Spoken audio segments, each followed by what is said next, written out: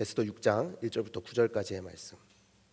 제가 가진 성경책으로는 구약성경 755페이지에 있습니다. 우리 다 함께 자리에서 일어나셔서 감사함으로 하나님의 말씀을 받들어 읽도록 하겠습니다. 우리 함께 하나님의 말씀 읽습니다. 그날 밤에 왕이 잠이 오지 아니함으로 명령하여 역대 일기를 가져다가 자기 앞에서 읽히더니 그 속에 기록하기를 문을 지키던 왕의 두 내시 빅다나와 데레스가 아하수에로 왕을 암살하려는 음모를 모르드게가 고발하였다 하였는지라. 왕이 이르되 이 일에 대하여 무슨 존귀와 관작을 모르드게에게 베풀었느냐 하니 측근 시다들이 대답하되 아무것도 베풀지 아니하였나이다 하니라. 왕이 이르되 누가 뜰에 있느냐 하매 마침 하만이 자기가 세운 나무에 모르드게 달기를 왕께 구하고자 하여 왕궁 바깥뜰에 이른지라. 측근 신하들이 아뢰되 하만이 뜰에 섰나이다 하니 왕이 이르되 들어오게 하라 하니 하만이 들어오거늘 왕이 묻되 왕이 존귀하게 하기를 원하는 사람에게 어떻게 하여야 하겠느냐.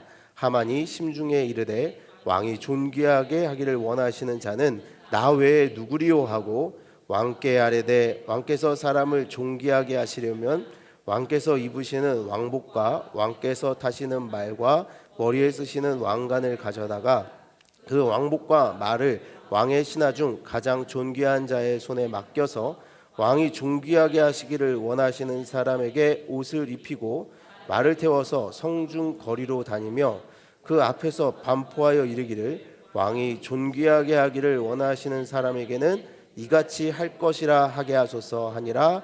아멘. 이는 하나님의 말씀입니다. 감사합니다. 아멘. 자리에 앉으시겠습니다. 저희 오늘 설교 시작하면서 찬양 한 곡을 좀 먼저 부르고 시작하려고 해요. 원래 설교 찬양으로 이 찬양을 골랐다가 찬양이 조금 우리가 같이 부르기 어려운 것 같아서 혹시 모르시는 분들도 많이 계실 것 같고요. 오늘 함께 그래서 불러보고 설교를 시작하려고 하는데요.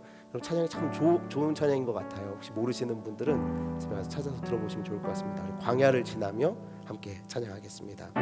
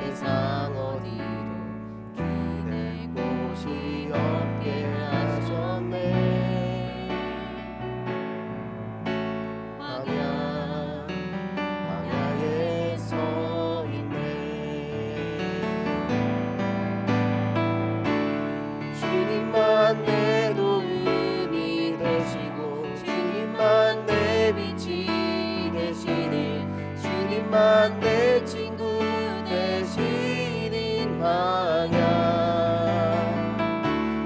주님 손 놓고는 단 하루도 살 수 없는 곳 광야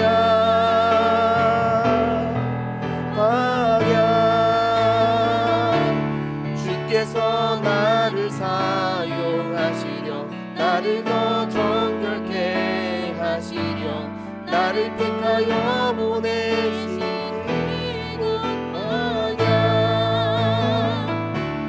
성령이 내 영을 다시 태어나게 하는 곳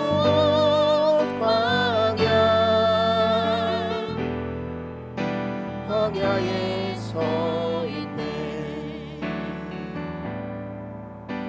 내 자가 산산이 깨지고 높아지려 했던 내 꿈도 주님 앞에 내어놓고 오직 주님뿐만 이루어지기를 나를 통해 주님만 드러나시기를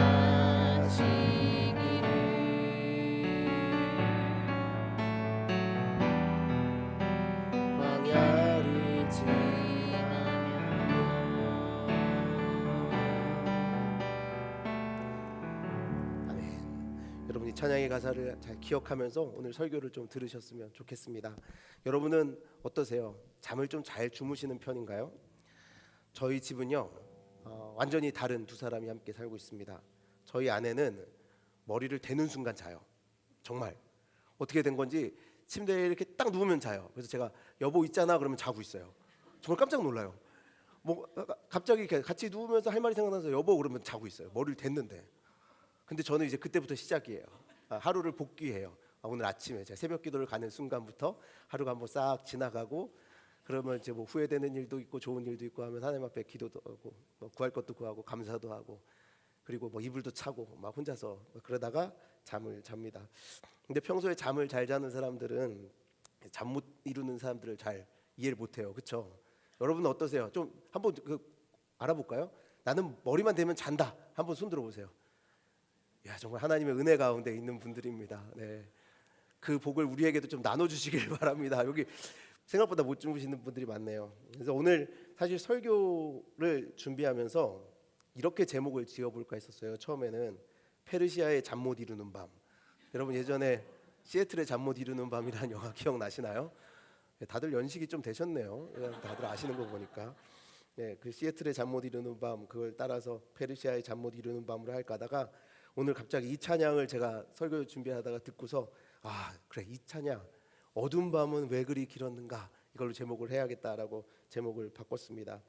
어쨌든 여러분 오늘 말씀을 보면 누군가 한 명이 잠을 잘 못 자고 있습니다. 잠을 왜 못 잘까요?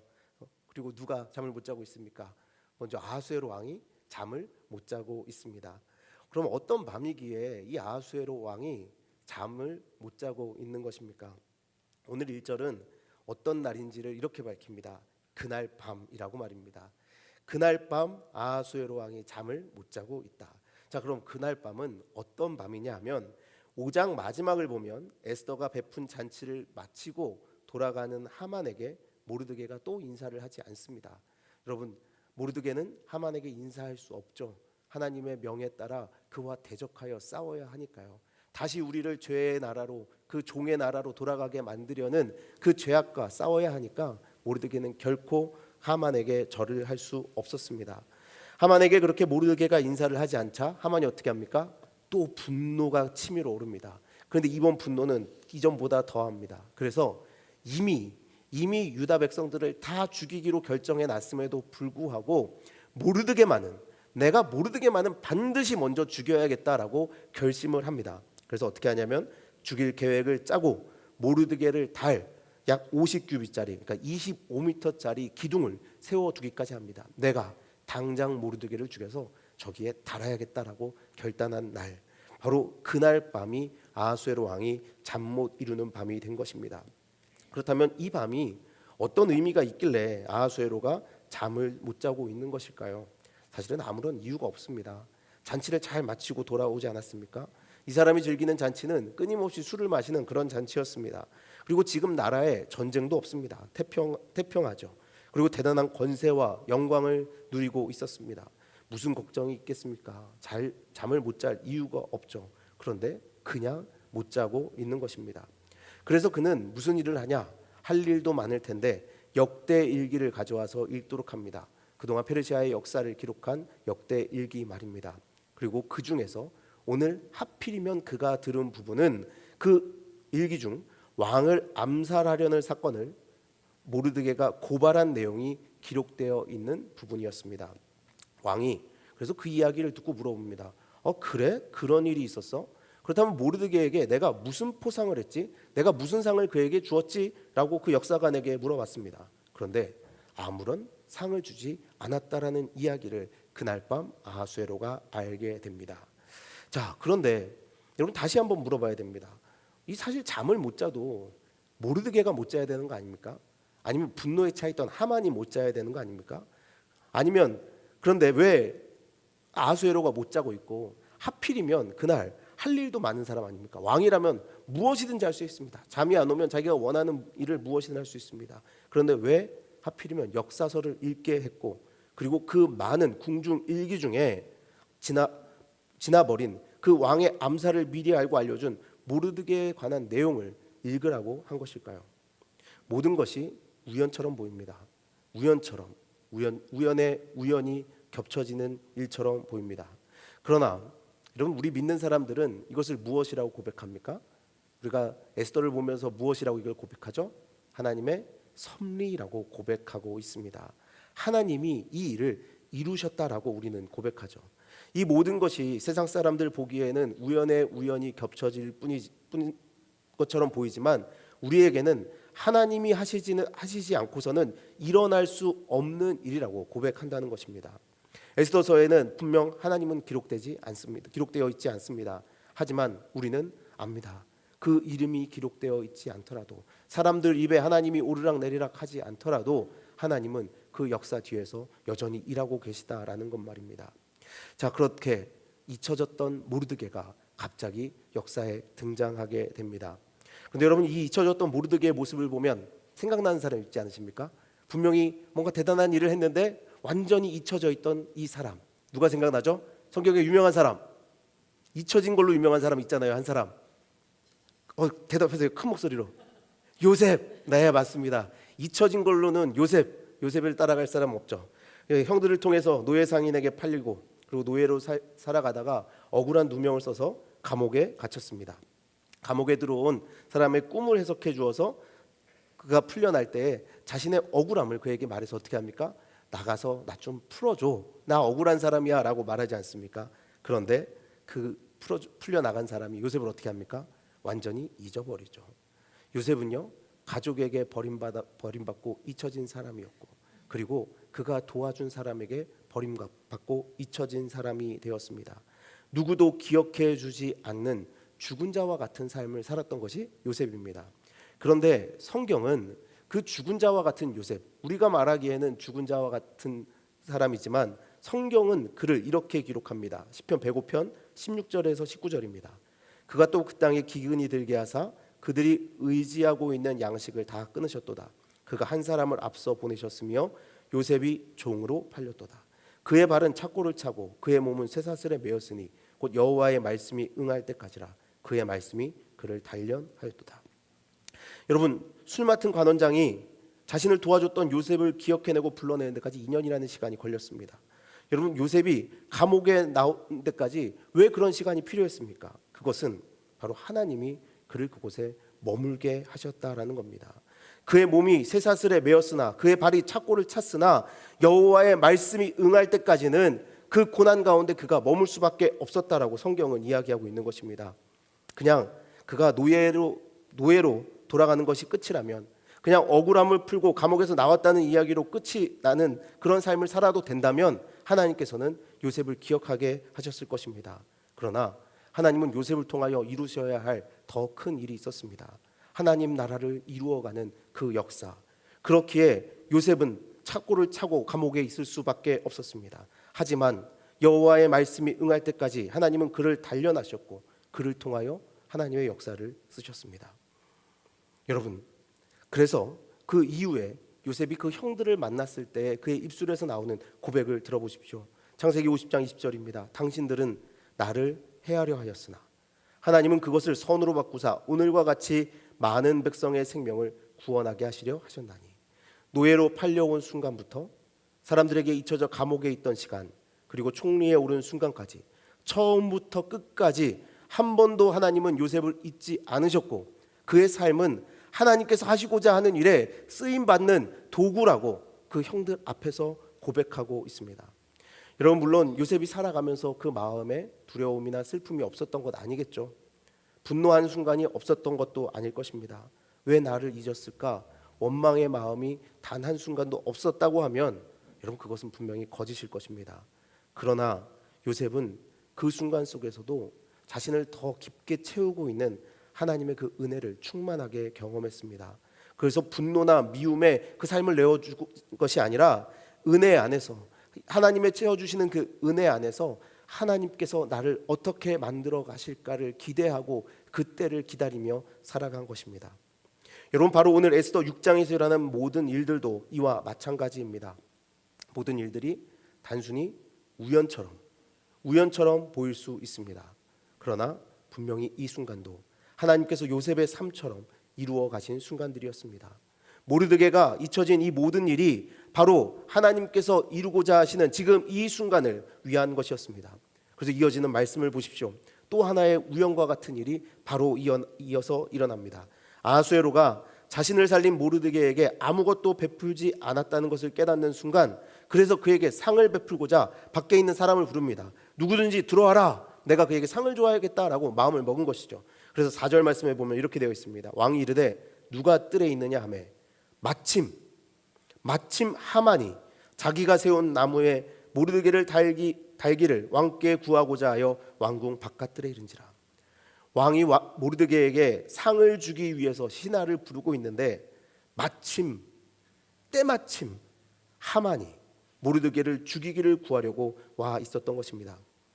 왕이 존귀하게 하기를 원하는 자를 위하여 어떻게 하여야 하겠느냐라고 그리고 왕이 묻는데, 하만은 왕이 존귀하게 여기기를 원하는 자가 자기 외에 누가 더 있겠느냐고 생각하며 그가 입에 발린 소리를 마구 합니다. 자기가 얻고자 하는 그런 것들 말입니다. 여러분, 이 모습을 보면 저는 참 하나님이 재밌는 분이라고 생각이 들었습니다. 그래, 하나님은 참 재밌는 분이지. 여러분, 왜 하필이면 하만이겠습니까? 하나님은 일부러 하만을 그곳으로 부르셨습니다. 아하수에로 왕이 일부러 잠 못 들게 하고 일부러 하만을 불러서 그 하만을 통하여 모르드게를 일부러 높이게 만드신 것입니다. 유대 민족을 멸하려고 한 허락도 받았고 무엇이든지 자기 마음대로 할 수 있을 것 같았습니다. 에스더 왕후에게도 초대를 받아서 아무도 가지 못하는 그런 잔치자리에도 참여하는 사람이 되었습니다. 그러니 당연히 자기를 왕이 더욱 존귀하게 여길 것이라고 생각하고 한껏 교만해져 있던 그 하만을 하나님께서 일부러 그 자리에 부르시고 그를 꺾으신 것입니다. 6장 9절입니다. 그 왕복과 말을 왕의 신하 중 가장 존귀한 자의 손에 맡겨서 왕이 존귀하게 하시기를 원하시는 사람에게 옷을 입히고 말을 태워서 성중거리로 다니며 그 앞에서 반포하여 이르기를 왕이 존귀하게 하기를 원하시는 사람에게는 이같이 할 것이라 하게 하소서 하니라. 여러분 보십시오. 하만이 이게 누가 이런 일을 당할 거라고 생각하는 겁니까? 자기요. 자기가 이런 일을 이제 누리게 될 거구나. 그래, 내가 그렇게 될 거야 라고 생각하면서 이 말을 했습니다. 모르드게를 죽이고자 온 곳에서 또 자신을 높이려고 한 계획을 짜고 있던 하만. 그런데 하나님이 오히려 그를 꺾으시고 모르드게를 높이게 만드십니다. 여러분, 바로 이것이 그날 밤의 일입니다. 어둠이 짙었던 그 밤, 유난히 길었던 그 밤. 그런데 그 긴 밤이 지나도록 하나님께서는 끊임없이 일하시고 역사를 써나가고 계셨습니다. 여러분, 우리 영혼에도 우리의 인생에도 어두운 밤이 찾아올 때가 있습니다. 믿음을 가졌다고 하더라도 어쩔 줄 몰라 헤매이는 시간이 우리의 삶을 찾아오는 순간들, 여러분 다 경험하신 적 있지 않습니까? 예수님 믿는데 분명히 나 예수님 그동안 잘 믿고 예수님만이 나의 구세주라고 고백해 왔는데 왜 이런 일이 나에게 있지? 라는 그런 의문이 드는 그런 순간, 그런 일이 우리의 삶을 찾아올 때 우리는 참으로 당황합니다. 어떤 사람들은 참 하나님께서 높이 쓰시는 것 같고 하나님께서 그에게 하나님의 영광을 나누어 주는 것 같은데 나는 왜 그럴까? 왜 나는 이 어두운 밤을 지나야 하고 광야 같은 시간을 지나야 하나? 라는 그런 생각이 우리를 찾아올 때 우리는 하나님 앞에서 당황하곤 합니다. 믿음의 사람들이라고 고난을 피할 수 없고 슬픔과 좌절을 피할 수 없는 것으로 인하여 내가 예수님을 잘 믿고 있나라는 의문이 드는 순간이 있다라는 겁니다. 그러나 여러분, 오늘 말씀을 통해 하나님은 우리에게 보여주십니다. 그 밤에도, 그 좌절 속에도, 그 어둠 속에도 하나님은 여전히 빛으로 우리를 인도하시고자 일하고 계시다라는 겁니다. 그 광야의 삶을 지나가게 하시며 하나님의 약속한 땅으로 이끄시기 위하여 하나님은 끊임없이 우리를 지켜보시고 일하고 계시다라는 겁니다.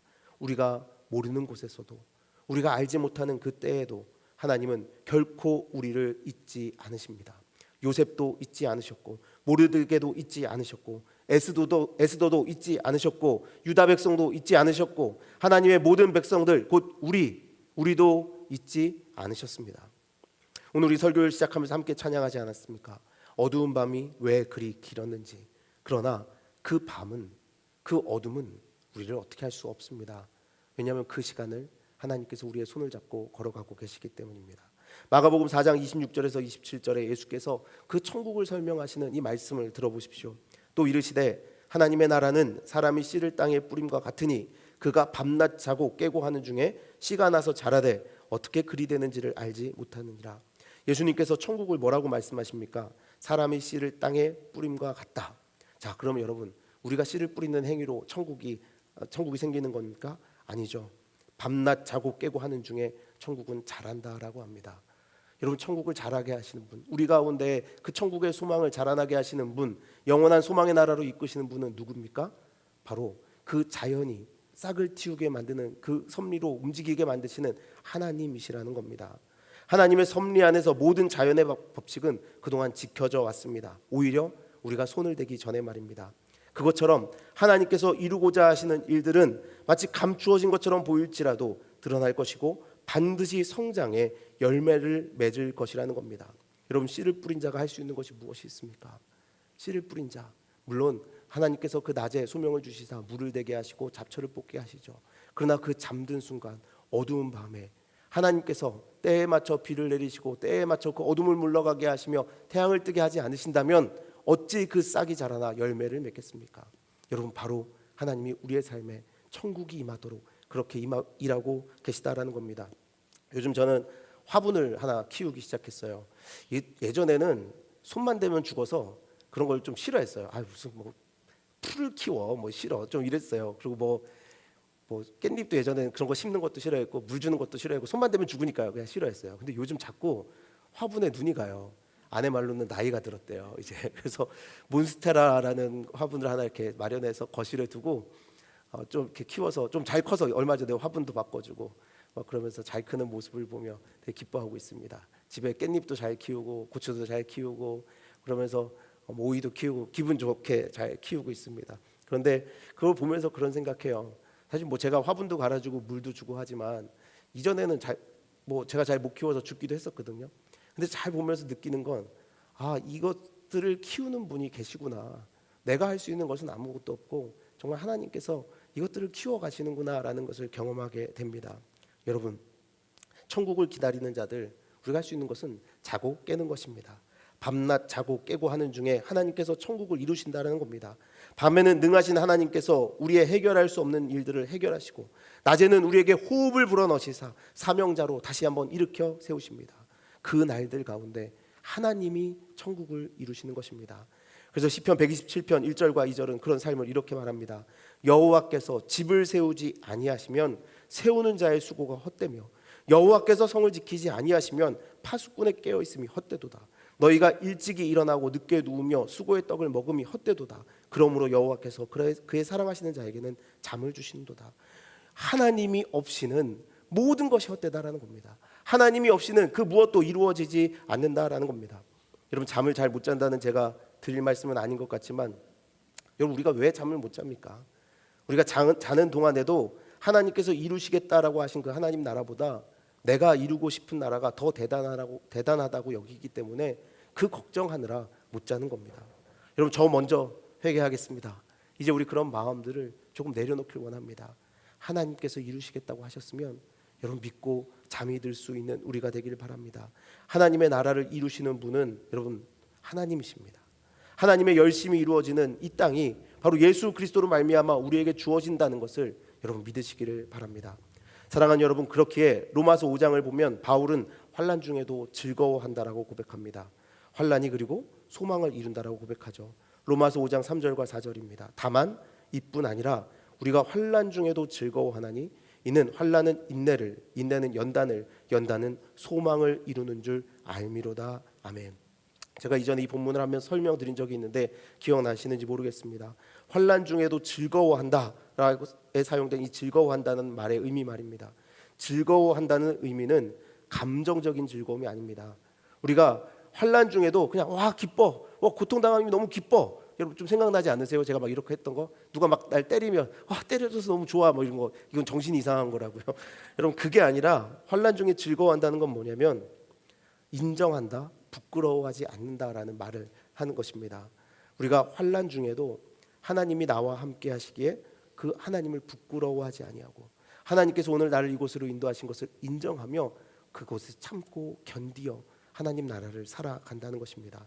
바울은 어떤 환난이 나를 찾아오더라도 하나님이 나의 주인 되심을 인정하고 자랑하고 부끄러워하지 않겠다고 고백하는 것입니다.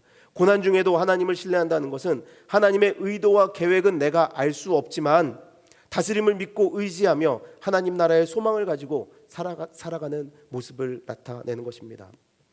제가 신학교 1학년 처음 들어갔을 때 저희 학교에서 꼭 읽어야 되는 필독서들을 이렇게 목록으로 만들어서 줬습니다. 이런 책들은 그래도 신학생들이라면 꼭 읽어야 해 하면서 이렇게 책들을 줬는데요. 그 중에 2차 세계대전 당시에 아우슈비츠 수용소에 수감되었던 엘리 위젤이라는 작가가 쓴 흑야라는 책이 있었습니다. 제가 아쉽게도 이 책을 지난번 이사하면서 그냥 버렸어요. 제가 가지고 있으면 혹시 읽어보실 분들에게 빌려드리면 좋을 텐데 지난번 이사하면서 책을 좀 많이 버리면서 이 책을 버려서 좀 아쉽다는 생각이 들더라고요. 근데 혹시 아직 읽지 않으셨다면 한번 읽어보면 참 좋은 책인 것 같습니다. 그 책에 이런 내용이 나옵니다. 어린 소년을 교수형시키는 장면인데요. 어린 아이가 무엇을 훔쳐서 그 수용소에서 교수형을 당하게 됐습니다. 모두가 보는 앞에서 사람들을 교수형시키는데 어른들은 그 몸의 몸무게로 인해서 교수형을 당하는 순간 바로 죽게 됩니다. 그런데 이 아이는 몸이 너무 가벼우니까 교수대에 달렸는데 죽지를 못하는 거예요. 그래서 오랜 시간 동안 그 교수대에서 발버둥 치다 조금씩 죽어가게 되었다고 합니다. 정말 끔찍하지 않습니까? 인간이 이렇게 잔인할 수 있는지, 인간이 이런 고통 가운데 과연 희망이라는 것을 여전히 품을 수 있는지라는 의문을 가지게 만드는 장면입니다. 그런데 바로 그 순간 누군가 이렇게 읊조립니다. 도대체 하나님이 어디 계신 거야? 도대체 하나님이 어디 계신 거야? 여러분, 그 사람 사실은 소리 지르고 싶었겠죠. 하나님 좀 계시다면 나타나서 저 아이라도 좀 구원해 주십시오 라고 소리 지르고 싶었겠죠. 그런데 누군가 그렇게 아주 조용히 자칫 자신도 죽음을 당할 수 있기에 고작 그렇게 속삭이는 게 전부인 그 목소리로 도대체 하나님은 어디 계신 거야? 라고 말하는 그 순간, 그 끔찍한 상황에 좌절하며 던진 그 질문 앞에 이 소설의 주인공은 그 마음속에 음성을 하나 들었다고 합니다. 그 음성은 바로 이것이었습니다. 그분은 여기 저 교수대에 매달려 있어. 절망의 끝자락, 더 이상 떨어질 곳도 없는 지옥 그 자체인 곳에서 그는 음성을 들었습니다. 하나님이 가장 고난당하는 그와 함께 그곳에 계시다라는 그 음성 말입니다. 여러분, 이것은 하나님의 무기력함을 나타내는 것이 아닙니다. 하나님은 그 어둠 속에서, 고난 속에서 가장 끔찍한 일을 당하는 그 사람과 함께하며 하나님의 역사를 멈추지 않고 써나가고 계셨고, 그곳에서 악인들의 잔인한 모습을 지켜보고 계셨으며, 하나님은 반드시 그 역사를 뒤집어서 하나님의 그 선하신 역사로 바꾸시겠노라고 하시는 하나님의 열심이 바로 하나님이 여기 계시다라는 고백으로 드러난 것입니다. 여러분, 하나님은 우리의 아픔을 헤아리고 계시고 지켜보고 계시고 함께 당하고 계십니다. 그러니 아무리 어두운 밤이 오고 그 밤이 아무리 길다고 할지라도 우리는 두려워할 필요가 없는 것입니다. 그러나 우리는 여러분, 고통을 느낄 때마다 어떻게 합니까? 지금 이곳에 계신 하나님과 대화를 하거나 그분에게 우리의 삶의 문제들을 고하기보다는 빨리 우리의 감각을 마비시키는 영의 거리들을 쉽게 집어들고 찾지는 않습니까? 술이나 일, 영화, 오락거리, 친구, 인터넷, 여러분 물론 그것들은 우리에게 다 필요하고 좋은 것일 수 있습니다. 그러나 그것들로 고통의 감각을 마비시키기 위하여 우리가 애쓴다면 그것은 분명히 잘못된 것일 겁니다. 하나님이 우리와 함께 하신다는 믿음으로 하나님 앞에 그 순간에 그 삶의 문제를 가지고 우리는 나가야 할 것입니다. 우리는 그것으로 고통을 숨기고 우리의 만족을 삼아서는 결코 안 됩니다. 정말 우리의 모든 삶의 터전이 무너진 것 같아 한마디도 하지 못할 그때 여러분을 사랑하시고 여러분의 가장 어둠의 깊은 자리에 와 계신 그 하나님을 떠올리시기를 바랍니다. 그리고 지금 우리가 고통을 당하는 그 자리에서 정말 모두가 나를 떠나버리고 잊은 것 같은 그 자리에서, 아무도 내 편 들어주지 않을 것 같은 그 자리에서, 정말 죽음의 고통이 닥쳐오는 그 자리에서 육신의 아픔으로 눈물을 흘리고 있을 때 십자가에서 우리를 위하여 생명을 내어주신 하나님의 아들이 나와 함께하고 계시구나 믿으시기 바랍니다. 그것이 바로 임마누엘의 하나님의 그 약속이 이루어지는 순간이 되는 줄 믿습니다. 우리가 깨달은 순간에도 깨닫지 못한 순간에도 하나님은 우리와 함께 걷고 계셨고 하나님의 영광의 자리에 우리를 세워 가십니다. 오늘 에스더서 6장, 여러분이 에스더서 6장을 보면 하나님이 어떻게 일하고 계시는지가 명확히 드러납니다. 성경의 다른 곳을 보면 오히려 하나님이 깊게 개입하시고 기적과 같은 일을 일으키실 때 우리는 아유 어떻게 내 삶에 저런 일이 일어나겠어라는 오히려 생각이 들 수 있습니다. 그런데 에스더서는 정말 우리의 삶의 현장과 닮았습니다. 그냥 우연처럼 이루어지는 일들, 아무도 우리를 도울 수 없는 상황들, 하나님의 이름조차 한번 거론되지 못할 그런 역사 속에서 하나님이 여전히 일하시고 계신 이것 말입니다. 오랫동안 사람들은 물어왔습니다. 하나님이 도대체 어디 계셔? 하늘에 계신가?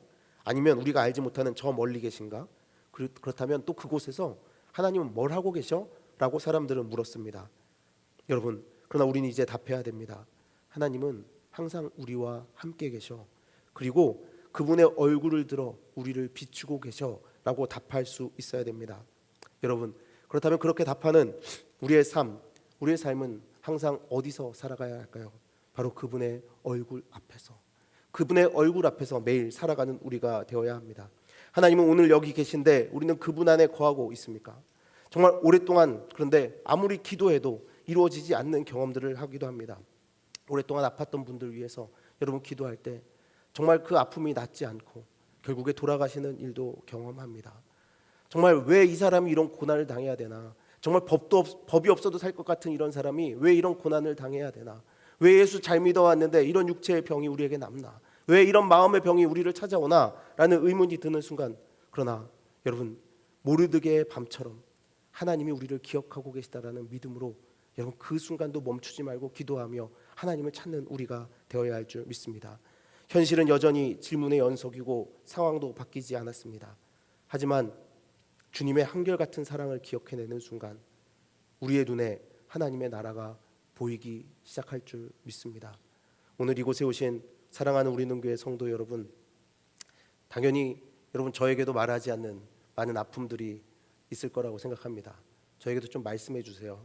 담임 목사가 그래도 기도하라고 있는 사람인데 여러분 같이 기도 제목 나눠주시고 우리가 삶의 아픔을 함께 나누며 그런 상황들을 이겨낼 수 있으면 좋겠습니다. 그러나 여러분 물론 저는 인간적인 한계에 있는 사람이기에 저한테 말한다고 해서 달라질 것은 없을 것입니다. 하지만 여러분이 그 문제를 들고 하나님께 나아갈 때 여러분이 이해할 수 없는 문제지만 그것을 우리를 영원한 소망으로 이끄시는 하나님 앞에 들고 나갈 때 우리를 사랑하실 때 끝까지 사랑하시는 하나님이 우리에게 말씀하실 것입니다. 걱정하지 마. 소망을 가져. 나는 반드시 너와 함께 갈 거야 라고 말입니다. 오히려 주님 앞에 죄를 짓고 떠나려 했던 인생을 찾아오셨던 분이 하나님 아니십니까? 아담이 죄를 짓고 숨었을 때 아담아 어디 있느냐 찾으셨던 분. 여러분 하나님이 오늘 우리에게 묻습니다. 밤이 깊었다고 어둠으로 숨지 마라.